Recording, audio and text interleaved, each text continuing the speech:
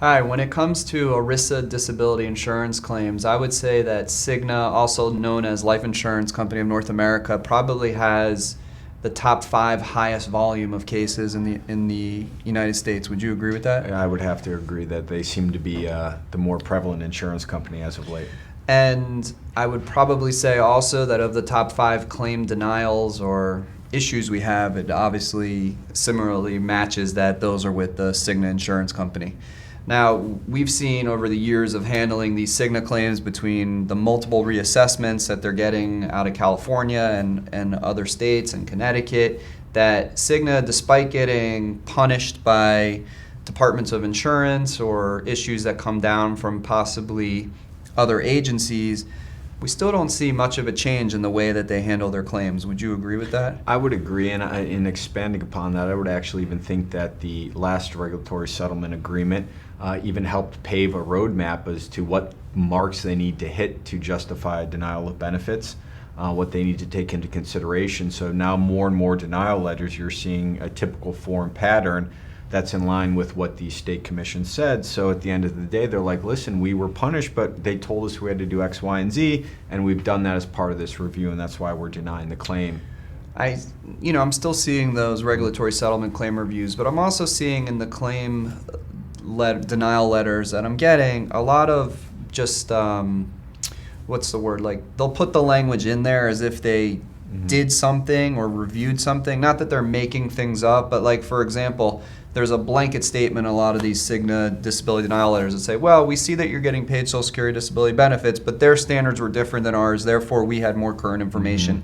And to me, that's not really going out and reviewing the differences between the Social Security file and what Cigna did. That's just a blanket traditional language just to say, well, they have their standards and we have ours, and we don't really care what they did with Social Security. And that's what I was saying. When the state said you have to review this, they just created a blanket statement to justify why they can, their opinion can differ. Right. Another type of thing I see from them, which you could talk about as well, we see your complaints, but we don't see the objective evidence to support it, your restrictions and limitations. What does that mean when you see that?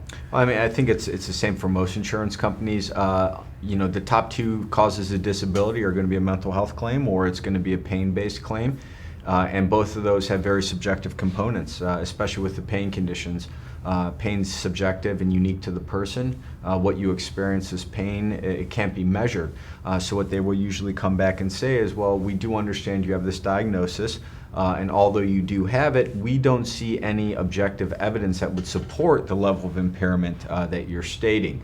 So that way they're trying to force you to create objective evidence that doesn't exist. Now there's ways you can try with, if for instance it's a back problem, MRIs that can document objectively that there's an issue, but they'll still always go back to the idea, well, yes, you may have that, but we still don't feel that the pain complaints would be enough to keep you from working.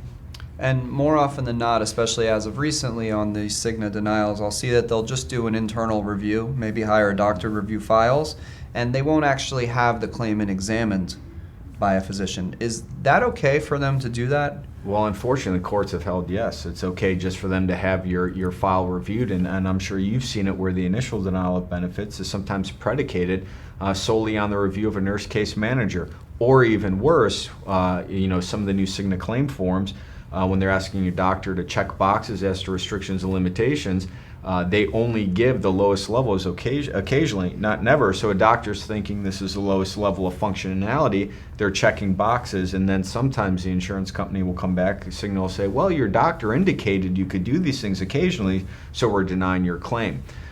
So they're strategically trying to find ways to save money. I have seen an increase in use of video surveillance to try to justify their positions, but very, very rarely do you ever see them want to send for an independent medical examination at all. I always get asked by video, and more than 50% of the denials that I see include video. So I guess video is significant for a disability insurance company because of the fact that they're looking for you to be doing something that's inconsistent with what you're telling your doctor you can't do. So for example, if you go to the doctor and say, well, if I walk for more than 15 minutes, I get tremendous pain in my back, and then they have you out at the mall for for an hour walking around, or you go to the grocery store for an hour, they're going to say, well, you told your doctor that you were in excruciating pain after 15 minutes, so why were you able to go to the mall or go to the grocery store for an hour? So, every now and then you see a video that has some like earth-shattering evidence that helps the disability insurance company, but more often than not, it's just a claimant doing their day in, day out activities or weekly errands, except for the fact that the claimant felt like they had to maybe overstate or I would say overstate their symptoms to the doctor because they're too worried. If I don't tell my doctor that I'm having this level of pain, then the disability company is not going to pay me, and that's simply not true. Those are parts of the things that I know I work with all of my clients with, and I know you do as well, to talk about what should you tell your doctor, what should your medical records include, what information should be presented by your physician on an appeal, which I know contributes to a lot of the denials that you deal with all the time. So one of the other things with Cigna is let's talk about we help people apply, we help people do appeals. If you lose the appeal and you have to file a lawsuit, and we filed hundreds of lawsuits against Cigna, what's that experience been like for you? I think what the problem is you're dealing, these policies are typically, unless very rare occasions, are governed under ERISA.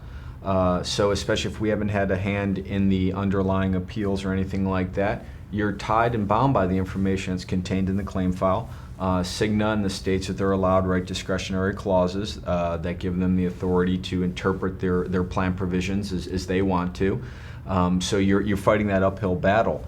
I think by sheer volume of numbers that sometimes, in the litigation process, most federal courts are going to mandate mediation, so they will come to the table to try to negotiate. And another thing, even before you get to that point, a lot of people do contact us after they filed their initial appeal. One thing is Cigna does usually allow a voluntary level, so even if you've filed it on your own and they deny you, a lot of times I think it's a way to try to, disincentivize you from pursuing it any further. You still have that ability for a voluntary level of appeal. The problem is voluntary level appeals usually happen so far after the initial date of denial that I'm sure you've seen and they'll come back and say, well, at this time we see that there's problems, but there's no evidence of it at the time of the denial.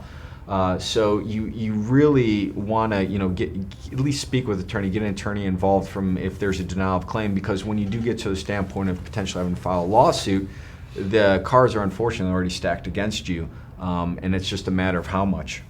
I think my experience in litigation, though, is that they hire very good attorneys to defend their cases, and they work the files up, but often, as good as their attorneys may be, they're stuck with the claims handling work that Cigna did. And the one benefit for Cigna claimants is the fact that I would say Cigna's average at reviewing a claim. They're not very good, and unfortunately claimants get denied, but it leaves a fair amount of leeway for us as lawyers to present good arguments to get over that arbitrary and capricious standard of review and to help claimants really win their claims in litigation, no matter what kind of lawyer Cigna hires or no matter how big of a company they are. So no matter what stage your claim is at with Cigna, give us a call to discuss your claim. We'll always offer you a free consultation, and we look forward to the opportunity to speak with you.